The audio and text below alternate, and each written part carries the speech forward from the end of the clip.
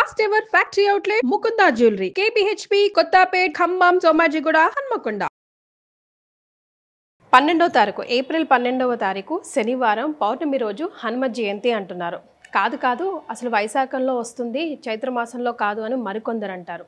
హనుమంతుడికి సంబంధించి ఆయన జయంతికి సంబంధించి చాలా రకాల కన్ఫ్యూజన్స్ ఉన్నాయి. మరి అసలు ఇప్పుడు వచ్చే ఈ పౌర్ణమి రోజు మనం ఏం చేయాలి, ఆచరించాల్సిన విధి విధానాలు ఏంటి, అసలు ఈ రోజుకి చైత్రమాసంలో వచ్చేదానికి వైశాఖ మాసంలో వచ్చేదానికి డిఫరెన్స్ ఏంటి, వీటన్నిటినీ కులంకుశంగా చర్చించి మనల్ని ధర్మబద్ధంగా ధర్మం వైపు నడిపించడానికి మనతో పాటు ప్రముఖ ఆస్ట్రాలజర్ బ్రహ్మశ్రీ నందిబట్ల శ్రీహరి శర్మ గురుగారు ఉన్నారు. నమస్తే గురుగారు. వాగర్థావివ సంపృక్తౌ వాగర్థ ప్రతివర్తయే జగతః పితరౌ వందే పార్వతీ పరమేశ్వరౌ ఆదిత్యాయ చ సోమాయ మంగళాయ బుధాయ చ గురుశుక్రశనిభ్యశ్చ రాహవే కేతవే నమః. శృంగేరి జగద్గురు పీఠాధిపతులకి కంచి పీఠాధిపతులకి నమస్కారములు తెలియజేసుకుంటూ కార్యక్రమాన్ని ప్రారంభిద్దాం. గురుగారు, ఇందాక నేను చెప్పినట్టుగా ఆంజనేయ స్వామికి సంబంధించి చాలా కన్ఫ్యూజన్ ఉన్నాయి గురుగారు. ఇప్పుడు 12వ తారీఖు వచ్చేది అసలు హనుమత్ జయంతి కాదు, విజయోత్సవం అంటారు కొందరేమో నార్త్లో చేస్తారు, ఇక్కడ కాదు, సో మనం ఇవి చేసేది మాత్రం చైత్రమాసంలో అంటారు. మరి కొందరు ఇంకొక డేట్ కూడా వినిపిస్తూ ఉంది. అసలు ఎప్పుడు వారి జయంతి తెలుసుకుందాం గురుగారు. హనుమంతుని జయంతి భవిష్యత్ బ్రహ్మ. ఇప్పుడున్నటువంటి బ్రహ్మకి ఆయు తీరిపోతే భవిష్యత్తులో ఆయనే బ్రహ్మగా మారుతారు. మరి అందుకే ఆయన యొక్క ఆరాధన అనుసరణీయమని కూడా చెప్పవచ్చు. అయితే ఈ హనుమత్ జయంతికి సంబంధించినటువంటి అనేకమైనటువంటి సందేహాస్పద నిర్ణయాలు మన గ్రంథాలలో చాలా ఉన్నాయి. అంటే ఇక్కడ ఇతమిద్ధంగా వీరి యొక్క జన్మతిథి ఇది అని మన గ్రంథాలు కూడా సవివరంగా ఇవ్వలేకపోతున్నాయి. ఎందుకంటే చాలామంది మనకు నార్త్ సైడ్ కనుక చూసుకుంటే చైత్ర పౌర్ణమి రోజునే హనుమత్ జయంతి జరుపుతారు. అది ఆచారం.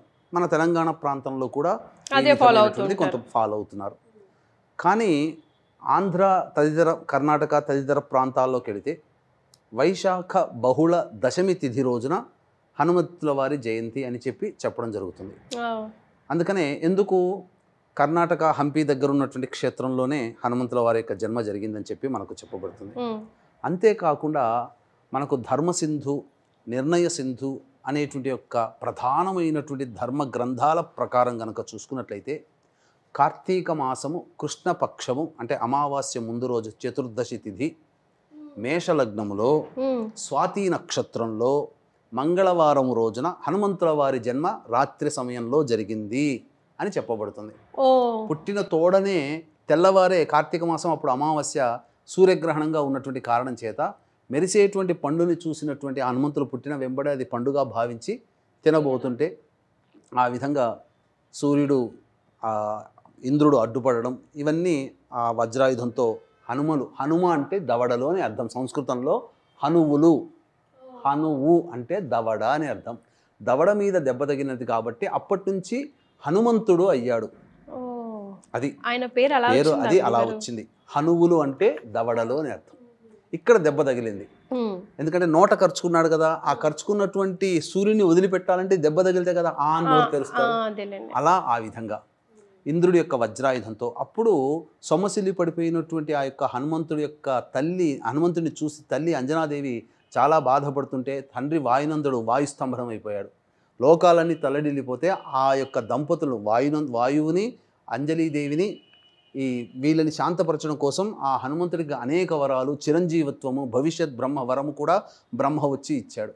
అన్ని ఇచ్చిన తర్వాత చేసిన తర్వాత అప్పటికి ఈ వరాలతో అతనికి ఎనలేని గొప్ప శక్తి వచ్చింది. మనకు శివపురాణం ప్రకారము, రామాయణం ప్రకారము చైత్ర పౌర్ణమి రోజునే హనుమంతుని యొక్క జయంతి చేసుకునే సందర్భం ఆనవాయితీగా అనేక యుగాల నుంచి మనకు వస్తుంది.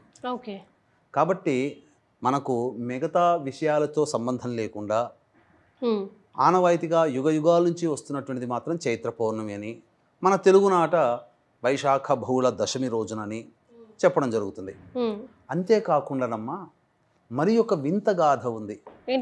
ఇప్పుడు గనక చెబితే ఇప్పటి వరకు బహుశా ఎవరు తెలుసుకుని ఉండకపోవచ్చు. ఇది తెలిసిన తర్వాత ఇది కూడా వాస్తవమేమో అన్నట్టుగా ఒక వింత కథ కూడా ప్రచారంలో ఉంది. సాక్షాత్తు హనుమంతుల వారు రాముడికి భక్తుడని అనుకుంటారు, అంతే కదా గురుగారు. కానీ ఇక్కడ రాముడి సోదరుడు అని కూడా చెప్పవచ్చు ఈ కథను అనుసరించి. హనుమంతుడు ఎలా గురుగారు? మనకు దశరథుడు సంతానం కోసం పుత్రకామేష్టి యాగం చేశాడు కదా. చేశారు. చేసిన తర్వాత లలితా అమ్మవారి యొక్క అనుగ్రహం, లలితా నవరాత్రుల్లో నవాన్నిక దీక్షగా చేశారు. ఎవరు చేయించారు? ఋష్యశృంగుడు. తన అల్లుడైనటువంటి ఋష్యశృంగ మహర్షి ఆధ్వర్యంలో 3 భార్యల్ని పక్కన కూర్చోబెట్టుకొని పుత్రకామేష్టి యాగము చైత్రమాసము పాఠ్యం నుంచి ప్రారంభం చేసి నవాన్నిక దీక్షగా 9 రోజులు దీక్షగా చేసిన తదనంతరం ఆ యొక్క సంబంధించినటువంటి దీక్ష వలన యజ్ఞపురుషుడు ఉద్భవించి యజ్ఞప్రసాదముగా బియ్యము, గుడము అంటే బెల్లము మరియు పాలు ఇవన్నీ ఇచ్చి ఋష్యశృంగునికి ఇచ్చి పాయసాన్నము తయారు చేసి దశరథుడికి ఇయ్యవయ్యా, అతను తన భార్యలకు అందిస్తాడు, ఆ ప్రసాదము తినడం ద్వారా సంతానం కలుగుతుందని చెప్పి యజ్ఞపురుషుడు ఇచ్చి అంతర్ధానం అయిపోతాడు. ఆ విధంగా ఋష్యశృంగ మహర్షి ఆ దశరథుడికి ఆ ప్రసాదం అంతా కూడా పాయసాన్నం తయారు చేసి దశరథుల వారికి ఇస్తారు. అయితే ఆ యొక్క ప్రసాద భాగము మొట్టమొదటి పట్టమహిషి కౌసల్యాదేవి, సుమిత్ర, ఆఖరణ కైకేయి కదా. కైకేయి మనసులో ఏమనుకుందంటే నేను ఎంతో ఇష్టమైన భార్యని కదా, మొట్టమొదట నాకే ప్రసాదం పెడతాడేమో అనుకున్నది. కానీ వరుస క్రమంలో కౌసల్యకి సుమిత్రకి ఇచ్చిన తర్వాత కైకేయికి ఇచ్చింది. చేతిలో పట్టుకుంటుంది, నాకు ఇయ్యలేదుగా అని చెప్పేసి బాధపడుతూ అలా చేతిలో పట్టుకొని ఆకాశంలో ఇలా ఎదురు చూస్తూ కూర్చున్నది, బాధపడుతూ నాకు ఇవ్వలేదని బొంగమూతి పెట్టుకొని. అలక పాన్పు, ప్రసాదం భుజించలేదు. అయితే ఇక్కడ జరిగిన విషయం ఏంటనంటే అలా పట్టుకున్నప్పుడు ఆ యొక్క ప్రసాదాన్ని ఒక గ్రద్ద తీసుకొని పోయింది. ఆ తీసుకొని పోయిన తర్వాత ఎక్కడ వదిలిపెట్టింది? దీనికి ఇక్కడ చూసుకుంటే కేసరి మరియు అంజనాదేవి దంపతులు ఇద్దరు.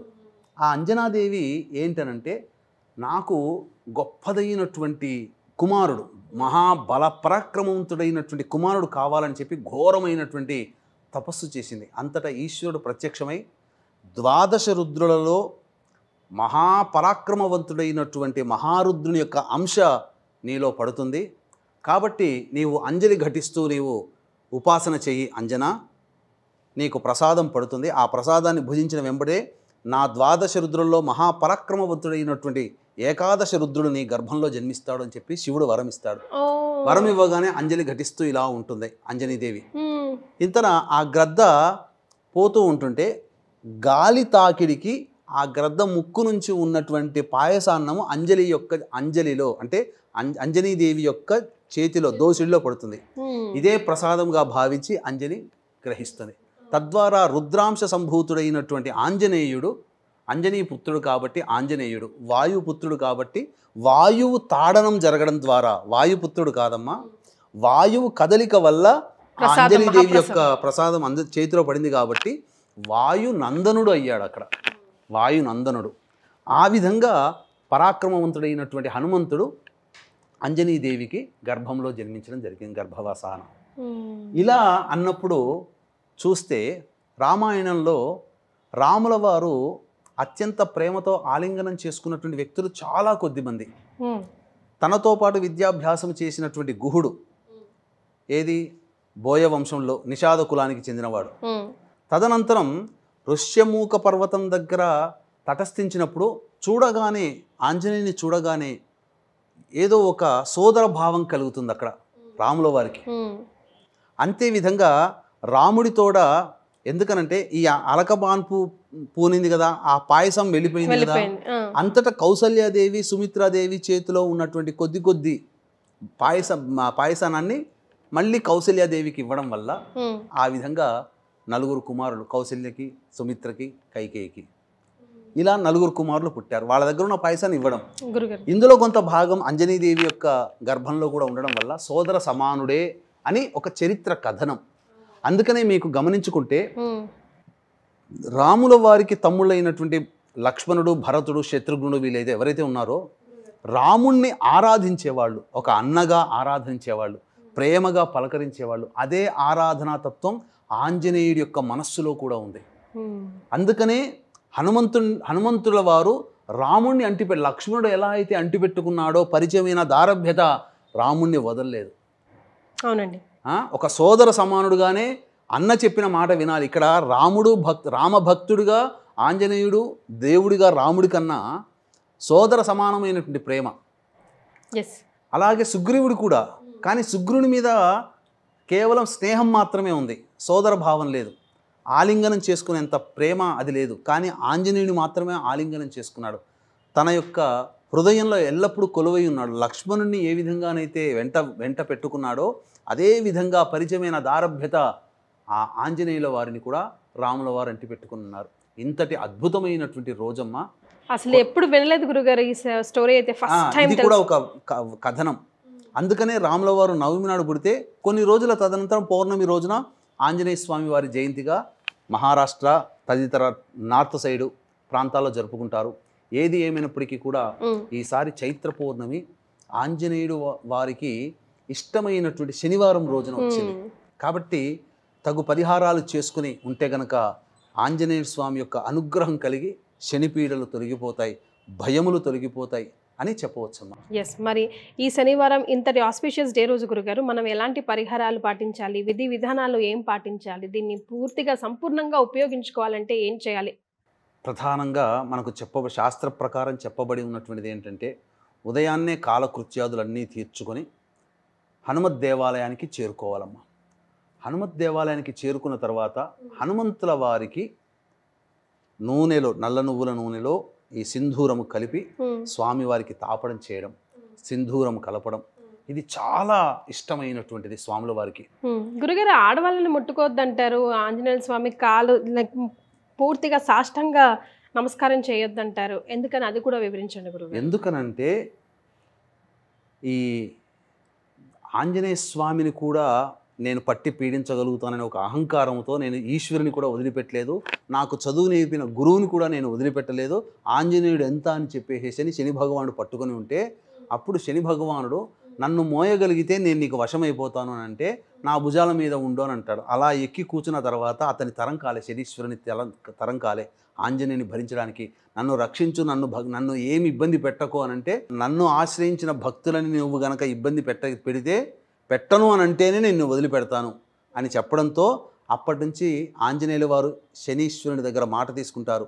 నన్ను ఆశ్రయించినటువంటి భక్తులకి నీ పీడలు ఉండకూడదు, నీ అహంకారం నా భక్తుల దగ్గరికి పనిచేయదు, నీ స్పర్శే పని చేయకుండా ఉండాలి అని చెప్పి ఆ మాట తీసుకొని అప్పుడు శనీశ్వరుని వదిలిపెడతాడు. అందుకే హనుమంతుల వారి పాదాల కింద శనీశ్వరుడు ఉంటాడు కాబట్టి హనుమంతుల వారి విగ్రహంలో పాదాలు తాకకూడదు అనేటువంటి ఒక నానుడు, అంటే అక్కడ శనిని పట్టుకుంటామని అనే నానుడు ప్రచారంలోకి వచ్చింది. ముఖ్యంగా స్త్రీలు అనేటువంటి వాళ్ళు స్పర్శించకూడదు. ఆంజనేయుడు బ్రహ్మచారి కాబట్టి స్త్రీలు స్పర్శించకూడదు కానీ ఇద్దరు భార్యలను కూడా చెబుతూ ఉంటుంటారు. అది ఇక్కడ కాదమ్మా, మరి వచ్చే భవిష్యత్ కల్పనలో భాగంగా సువర్చలాదేవి ఎదురు చూస్తూ ఉంటుందట భార్యగా అవ్వడం కోసం.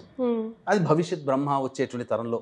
కాబట్టి ఈ శనివారము మరియు హస్తా నక్షత్రం ఉన్నటువంటి రోజున చంద్రుడు సంపూర్ణమైనటువంటి కళలతో ఉన్నటువంటి రోజు, ఆ రోజున కొన్ని పరిహారాలు చేసుకోవాలి. అందుకే వీక్షించేటువంటి ప్రేక్షకులుగా ఏమా పరిహారాలను తెలియజేస్తాను. అందుకనే ఇంకా ప్రధానంగా ఇంతటి అద్భుతమైనటువంటి శక్తివంతమైన రోజున ఈ యొక్క ఆంజనేయుడి యొక్క అనుగ్రహం అందరికీ కలగాలనే ఉద్దేశంతో ఆంజనేయుడిని ఎక్కడ పెడతారమ్మా? మీరు ఎక్కడైనా చూస్తే హైవేల్లో చూసినా మెయిన్ హైవే రోడ్డు మీద పెద్ద పెద్ద విగ్రహాలు పెడతారు. ఏ బండి కొన్నా ఫస్ట్ ఆంజనేయ స్వామి గుడిలో పూజ చేస్తారు. ఎందుకు? ప్రమాదాల నుంచి రక్షించేవాడు ఆంజనేయుడు కాబట్టి ఇట్టి ప్రమాదాలు జరగకుండా అందరినీ సంరక్షించాలనే సదుద్దేశంతో ఈ 12వ తారీఖు రోజున సాయంకాలం ప్రదోషకాల సమయంలో చిత్తా నక్షత్రం ఉంటుంది. ఆ చిత్తా నక్షత్రం ప్రవేశం చేసిన తదుపరి పౌర్ణమి ఇంకా అప్పటికి ఉంటుంది, మధ్యరాత్రి వరకు ఉంటుంది. కాబట్టి ఆ రోజున మా పీఠం ఆధ్వర్యంలో ఈ హనుమత్ మూలమంత్ర హోమము, తర్వాత శనిదోషము, ఇప్పుడు వెంబడే శని ప్రారంభించాడు, మీనరాశికి వచ్చాడు కాబట్టి కుంభము, మీనము, మేషరాశి వారికి ఏలినాడు శని దోషము, మిథున రాశి వారికి కట్టక శని దోషము, అలాగే సింహరాశి వారికి అష్టమ శని దోషము, ధనుస్సు రాశి వారికి అర్ధాష్టమ శని దోషము, అలాగే కర్కాటక రాశి వారికి మరియు ఈ యొక్క వృశ్చిక రాశి వారికి యోగ శని దోషం. వెరసి మేష, మిథున, కర్కాటక, సింహ, వృశ్చిక, ధనుస్సు, కుంభ, మీన రాశుల్లో జన్మించినటువంటి వారికి కన్యా రాశితో కూడా జన్మించినటువంటి వారికి ఈ యొక్క శనిదోష ప్రభావం ఉంటుంది. కాబట్టి ఈ చెప్పినటువంటి రాశిలో జన్మించినటువంటి వారికి ఉపయోగార్థమై ఆ రోజు మహత్యమైనటువంటి శని సంబంధించినటువంటి శని నివారణ తగ్గేటువంటి రోజు కాబట్టి శనీశ్వర హోమము, అఘోర పాశుపత మంత్ర హోమంతో పాటుగా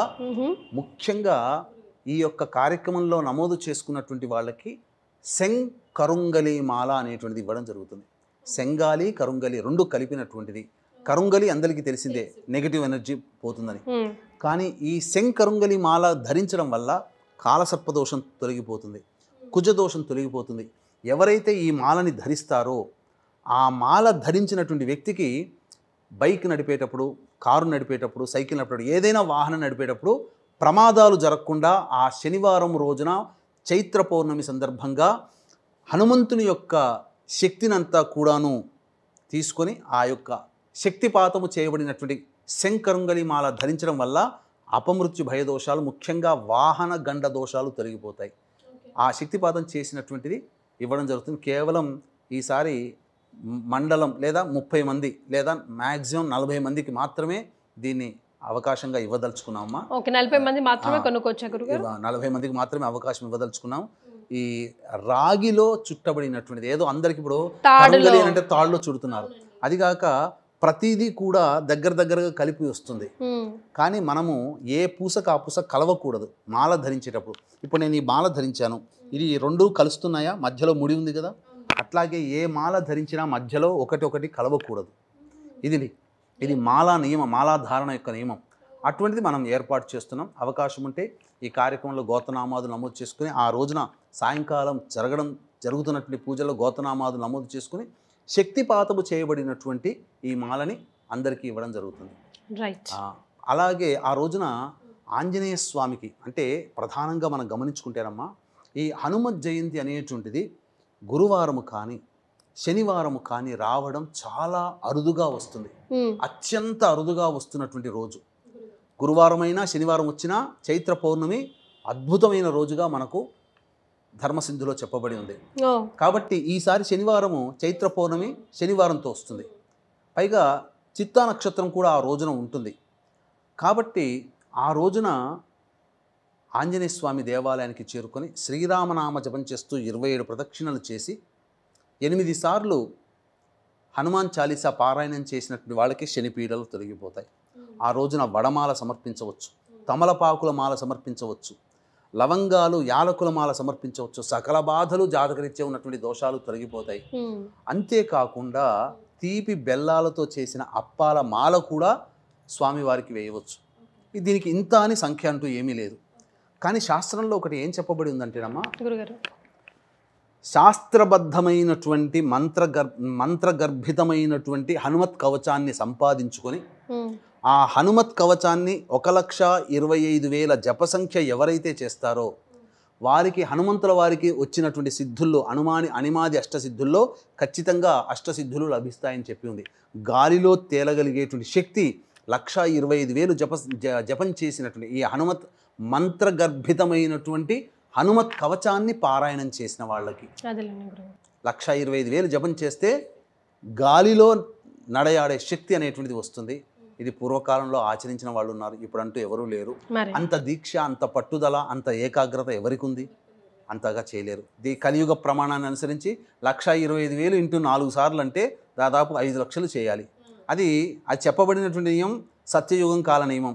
కలియుగంలో ఉన్నాం, సత్య త్రేత ద్వాపర, ఇప్పుడు కలియుగంలో ఉన్నాం.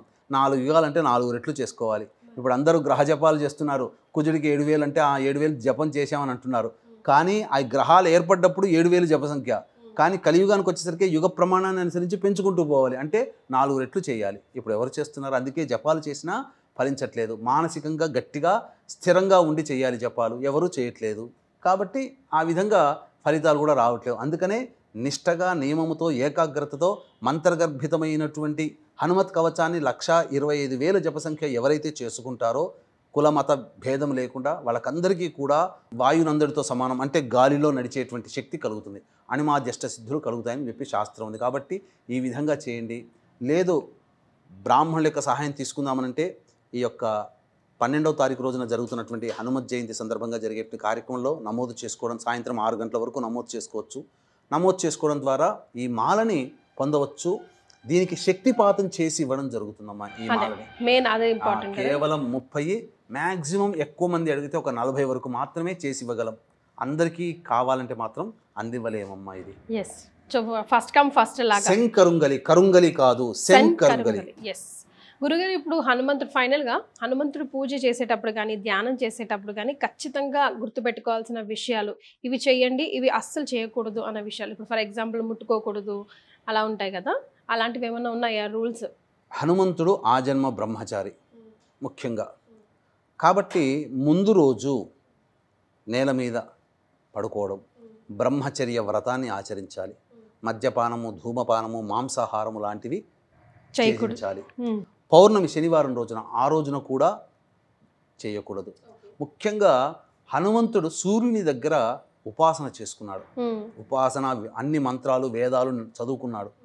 కాబట్టి సూర్యోపాసన చెయ్యాలి. అంటే హనుమంతుని యొక్క దివ్యానుగ్రహం కలగాలంటే ప్రతి వ్యక్తి సూర్యుడి కంటే ముందే నిద్రలేచి కాలకృత్యాదులు తీర్చుకొని సూర్యునికి నమస్కారం చేస్తే హనుమంతుని యొక్క అనుగ్రహం కలుగుతుంది. శ్రీరాముడిని మనసులో కనీసం శ్రీరామ అని చదువుకున్నా చాలు. ప్రతిరోజు శ్రీరాముడు కొలువై ఉన్నటువంటి దేహం కదా ఆంజనేయుడిది. కాబట్టి ఎవరు శ్రీరామ అంటే అక్కడికి వచ్చి చేరుతాడు. కాబట్టి ఆ పూజలో కూడా శ్రీరామ నామ జపం చేసుకుంటూ ఆ రోజు కనుక ఎంత ఉంటే తన నామం కంటే తన దేవుడైనటువంటి శ్రీరాముణ్ణి అర్చించినటువంటి వాళ్ళకే తొందరగా చేరుకుంటాడట. కాబట్టి శ్రీరామనామ జపం చేయాలి ఆ రోజున, పౌర్ణమి రోజున. రైట్. అసలు కొత్త విషయం తెలుసుకున్నాం గురుగారు మేమంతా. హనుమంతుడు మహాభక్తుడు అఫ్ కోర్స్, కానీ ఆయనకి సోదరుడు, ఎవరికి రాముడికి సోదరుడు కూడా తెలుసుకున్నామండి. చాలా సంతోషం, ధన్యవాదాలు. సర్వం శ్రీ ఉమామహేశ్వర పరబ్రహ్మార్పణమస్తు.